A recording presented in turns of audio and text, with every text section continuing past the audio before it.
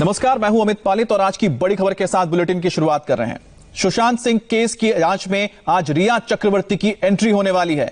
CBI समन भेजने की तैयारी कर चुकी है। रिया को सीबीआई आज पूछताछ के लिए बुला सकती है। सुशांत के परिवार ने रिया पर कई संगीन आरोप लगाए हैं और रिया पर सुशांत को खुदकुशी के लिए उकसाने के साथ साथ उसके करोड़ों रुपए हड़पने के भी आरोप लगे हैं।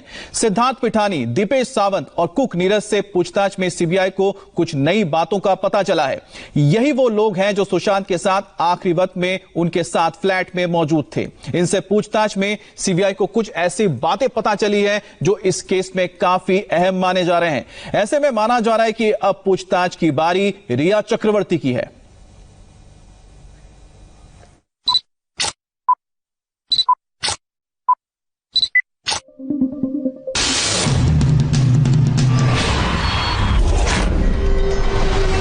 आखिर कब तक बचती फिरेगी रिया?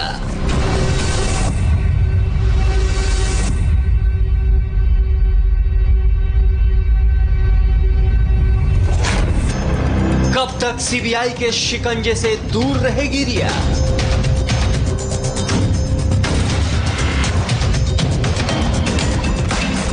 सुशांत के दोस्त सिद्धार्थ पिठानी, स्टाफ नीरज और दीपेश से सीबीआई ने की पूछताछ।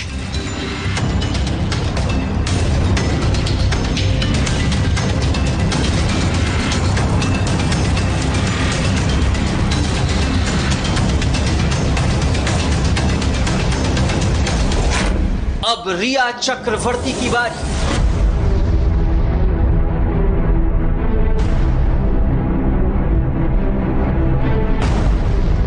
सुशांत सिंह राजपूत की मौत के मामले में सीबीआई फुल एक्शन में है।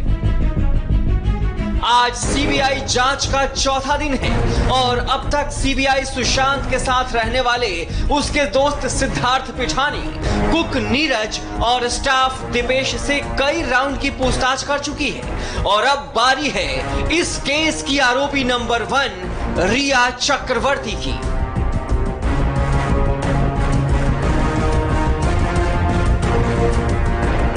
आज सीबीआई रिया चक्रवर्ती से पूछताछ कर सकती है। सीबीआई रिया को समन भेजकर पूछताछ के लिए बुला सकती है।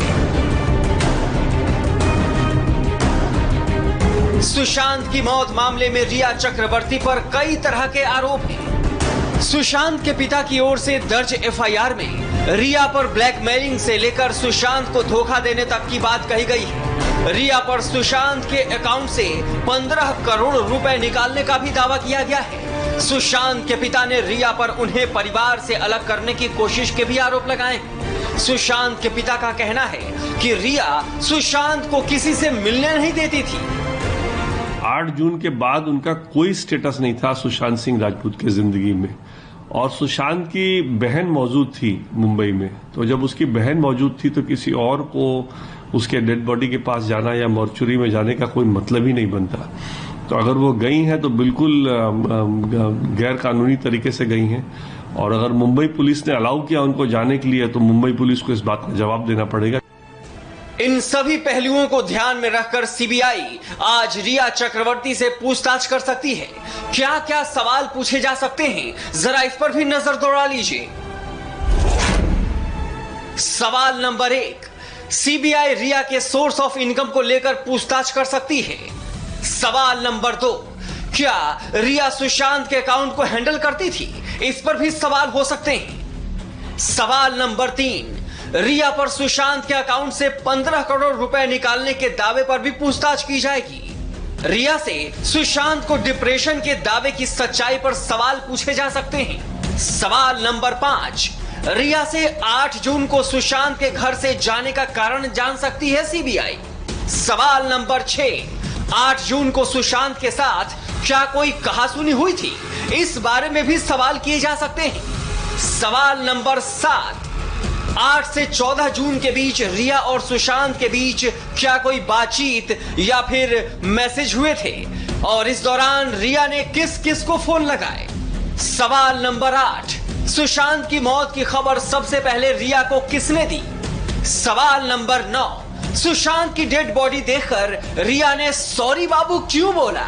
इस पर भी सवाल पूछे जा सकते हैं। सवाल नंबर 10, महेश भट्ट के साथ रिया के चैट के सोशल मीडिया पर वायरल स्क्रीनशॉट की सच्चाई के बारे में सवाल किए जा सकते हैं। यहां जिस वायरल स्क्रीनशॉट की बात कही जा रही है, दरअसल दावा यह किया जा रहा है कि वो स्क्रीनशॉट रिया की महेश भट्ट संग एक चैट का है। वायरल चैट को देखिए खुलासा हुआ कि रिया ने खुद ही सुशांत को छोड़ा था। सर, आयशा आगे बढ़ रही है, दिल भारी है, राहत भी है। आपकी आखिरी कॉल ने मुझे रास्ता दिखाया। आप मेरे एंजल हो, पहले भी आप फरिश्ते थे, आज भी फरिश्ते हो। पीछे मुड़कर मत देखना, जो जरूरी है वो जरूर करना। अपने पापा को मेरा प्यार देना, वो आज बहुत खुश होंगे। आखिरकार मैंने थोड़ी हिम्मत दिखाई है। आपने उस दिन जो मेरे पापा के बारे में कहा था, उसी से मुझ में हिम्मत आई। मेरे पापा की तरफ से आपको प्यार और शुक्रिया। आप हमेशा मेरे लिए स्पेशल रहेंगे। जिस तरह से फिल्मकार महेश भट्ट के साथ रिया का व्हाट्सएप चैट सामने आया है, उससे एक बात तो साफ है कि रिया चक्रवर्ती सुशांत सिंह राजपूत के साथ रिश्ते में खुश नहीं थी, और ये बात उसने फिल्मकार महेश भट्ट को बताई थी। लेकिन रिया चक्रवर्ती के वकीलों ने जो स्टेटमेंट जारी किया है, उस स्टेटमेंट के मुताबिक रिया चक्रवर्ती जिस दिन सुशांत सिंह राजपूत का घर छोड़ रही थी, उस दिन सुशांत सिंह राजपूत के कहने पर ही रिया ने घर छोड़ा था। इस वायरल चैट से पता चला था कि 8 जून को रिया खुद ही सुशांत का घर छोड़कर चली गई थी, और उसने ये सब महेश भट्ट को बताया भी था। इतना ही नहीं, व्हाट्सएप चैट से ये भी बात पता चलता है कि उसने ये सब महेश भट्ट के कहने पर ही किया था। ऐसे में सीबीआई रिया से कई कड़े सवाल पूछ सकती है। साथ ही डिप्रेशन के चलते कथित आत्महत्या के दावे को सुलझाना सीबीआई की सबसे पहली प्रायोरिटी होगी। सितंबर 2019 तक रिया सुशांत के साथ रिलेशनशिप में नहीं थी, जबकि अक्टूबर महीने में वो अपने भाई शौविक और सुशांत के साथ यूरोप टूर पे चली गई। नवंबर 2019 में जब सुशांत यूरोप टूर से वापस आए तो रिया का कहना था कि वो डिप्रेशन के शिकार हो गए थे। अब सीबीआई इस एंगल से जांच कर रही है कि यूरोप टूर पे जाना रिया की एक रोमांटिक टूर की प्लानिंग थी या एक सोची समझी साजिश, जिसके तहत डिप्रेशन का शिकार बताकर सुशांत की हत्या की जा सके। सुशांत केस में जब से सीबीआई ने जिम्मा संभाला है, तब से इस केस से जुड़े किरदारों की हवाइयां उड़ी हुई हैं। ऐसे ही एक किरदार से इंडिया टीवी संवाददाता दिनेश मौर्य ने कुछ सवाल जवाब करने की कोशिश की और कुछ सवालों के जवाब भी जानने चाहे, लेकिन इसके बाद क्या हुआ इस रिपोर्ट में आप देखिए।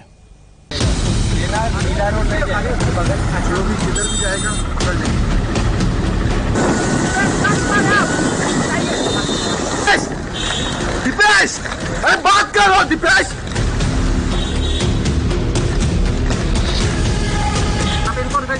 पहले कार से अरे कोई आगे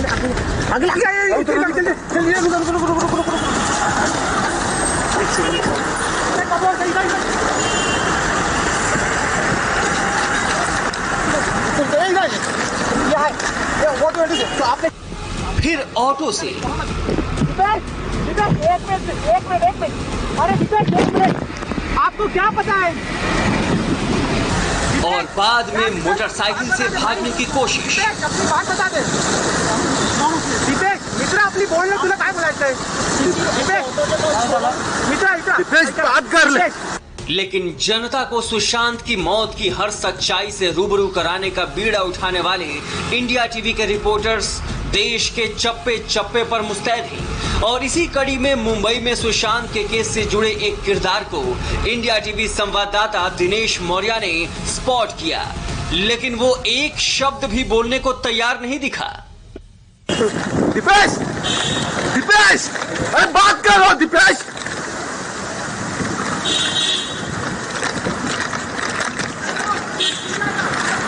दीपेश बात करो दीपेश।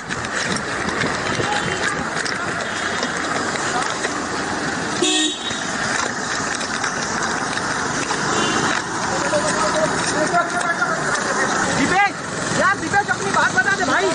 दीपेश अपनी बात बता दे।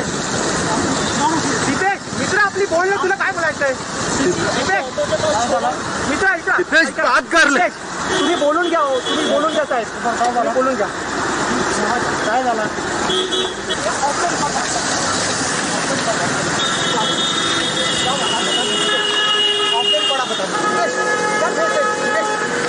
बता दो क्या हुआ था उससे, क्या हुआ था? शायद कोई घर में और था क्या? आपके अलावा था क्या? सब कह रहे कि वहाँ पे मर्डर हुआ है उसका। आप थोड़ा बता देंगे? देखो आप नहीं बोलेंगे तो कैसे बताएगा? मेरा देश सब जानना चाहता है आप कहाँ पर थे। आप अपनी बात बता दीजिए, आप कहाँ पर थे, क्या हुआ था उससे?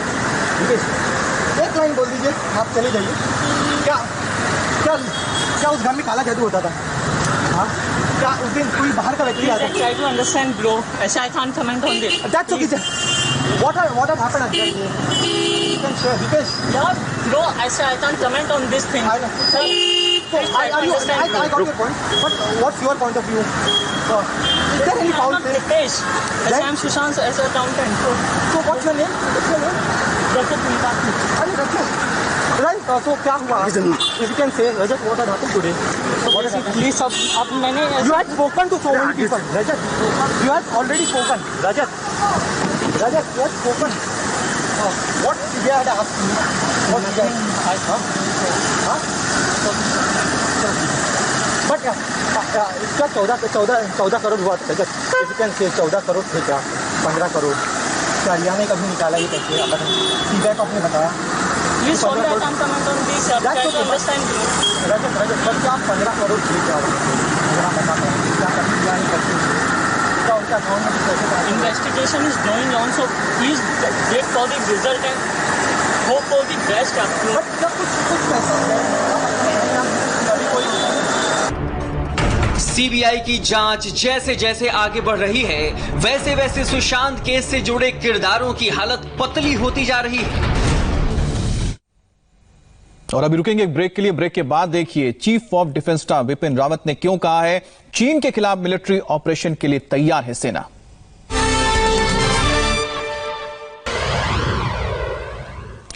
इस वक्त की बड़ी खबर, चीन के साथ सीमा विवाद पर सीडीएस बिपिन रावत ने बड़ा बयान दिया है। सीडीएस बिपिन रावत ने कहा है कि बातचीत फेल होने पर चीन के खिलाफ मिलिट्री ऑपरेशन का भी हमारे पास ऑप्शन तैयार है। बिपिन रावत ने एक अंग्रेजी अखबार को दिए इंटरव्यू में यह बात कही है। रावत का यह बयान उस समय आया है जब चीन के साथ कमांडर लेवल की कई राउंड की बातचीत हो चुकी है, लेकिन नतीजा कुछ नहीं निकल पाया है। इस पर ज्यादा जानकारी के लिए हमारे साथ जुड़ गए मनीष प्रसाद, उनसे बात करते हैं। मनीष, आपके पास और क्या अपडेट है?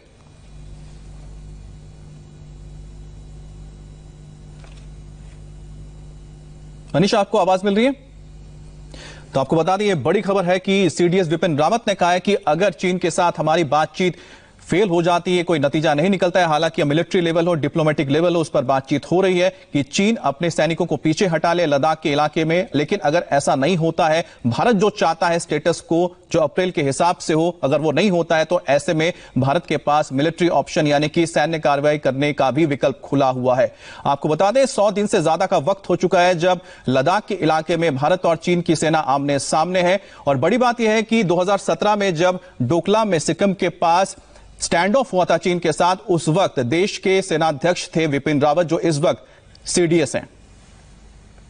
फिलहाल रुकेंगे एक ब्रेक के लिए। ब्रेक के बाद देखिए क्या आज कांग्रेस को मिलेगा नया अध्यक्ष।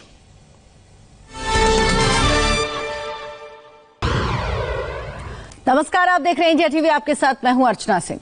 कांग्रेस के लिए आज बेहद अहम दिन है। आज सुबह 11 बजे से कांग्रेस वर्किंग कमेटी की बैठक होने वाली है। इस बैठक में कांग्रेस नया पार्टी अध्यक्ष चुन सकती है। ये नौबत तब आई जब पार्टी के 23 प्रभावशाली नेताओं ने चिट्ठी लिखकर पार्टी को मजबूत करने के लिए फुल टाइम अध्यक्ष बनाने की मांग की। कांग्रेस नेताओं की इस चिट्ठी के बाद सोनिया गांधी ने जवाब देते हुए कहा कि अंतरिम अध्यक्ष के तौर पर उनका कार्यकाल खत्म हो चुका है, वो आगे ये जिम्मेदारी संभालना नहीं चाहती।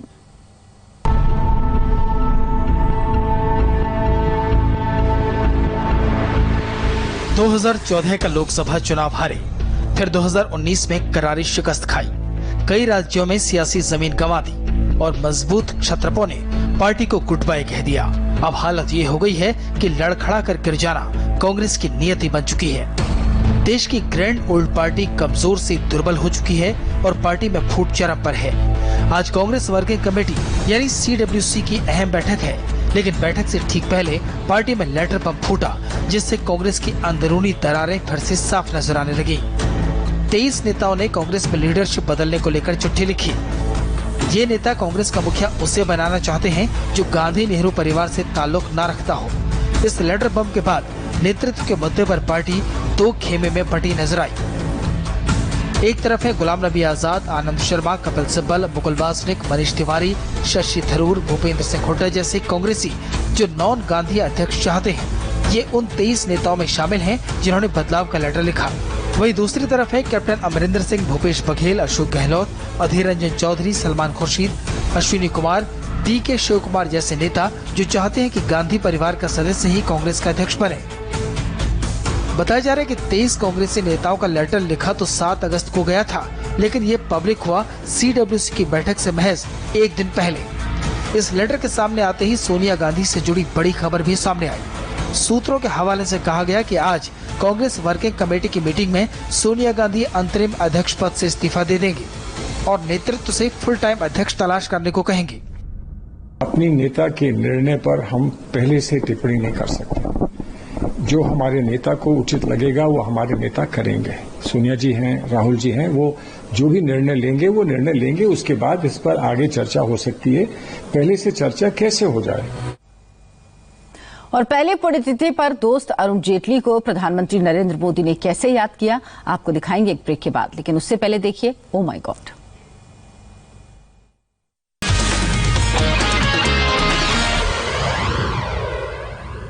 बीजेपी के दिग्गज नेता और पूर्व केंद्रीय मंत्री अरुण जेटली की आज पहली पुण्यतिथि है। ठीक 1 साल पहले आज ही के दिन उन्होंने दुनिया को अलविदा कहा था। अरुण जेटली की पहली पुण्यतिथि पर प्रधानमंत्री नरेंद्र मोदी समेत बीजेपी नेताओं ने उन्हें श्रद्धांजलि दी। पीएम मोदी, अमित शाह और बीजेपी के कई वरिष्ठ नेताओं ने ट्वीट कर अरुण जेटली को याद किया। प्रधानमंत्री नरेंद्र मोदी ने ट्वीट किया, इसी दिन पिछले साल हमने श्री अरुण जेटली जी को खो दिया था। मुझे अपने दोस्त की बहुत याद आती है। अरुण जी ने पूरी लगन के साथ देश की सेवा की। उनकी बौद्धिक क्षमता, कानूनी कौशल और व्यक्तित्व महान था। पीएम मोदी ने जेटली की प्रार्थना सभा के दौरान दिए अपने भाषण का वीडियो भी ट्वीट किया है। इंडिया टीवी के editor in chief Rajat Sharma ने भी अरुण जेटली को याद किया। उन्होंने ट्वीट किया, मेरे दोस्त अरुण जेटली को गए 1 साल हो गया। इस दौरान एक भी दिन ऐसा नहीं गया जब कई बार उनको याद ना किया हो। उनका प्यार, उनके विचार, राष्ट्र जीवन में उनका योगदान हर रोज उनके होने का एहसास कराता है। इसीलिए लगता है वो यही कहीं हैं, हमारे पास हैं, हमारे साथ।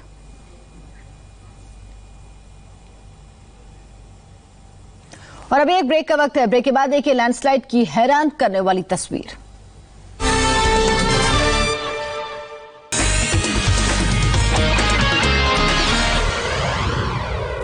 और अब आपको दिखाते हैं लैंडस्लाइड की हैरान करने वाली तस्वीर। उत्तराखंड के ऋषिकेश बद्रीनाथ हाईवे पर लैंडस्लाइड की तस्वीरें हैं ये, जहां देखते ही देखते पहाड़ का बड़ा टुकड़ा हाईवे पर धराशायी हो गया। ये तस्वीरें टिहरी गढ़वाल जिले के 82 इलाके की है। गनीमत रही कि इस घटना में किसी की जान नहीं गई। और अभी एक ब्रेक के बाद देखिए आज सुबह की 100 बड़ी खबरें सिर्फ 10 मिनट में।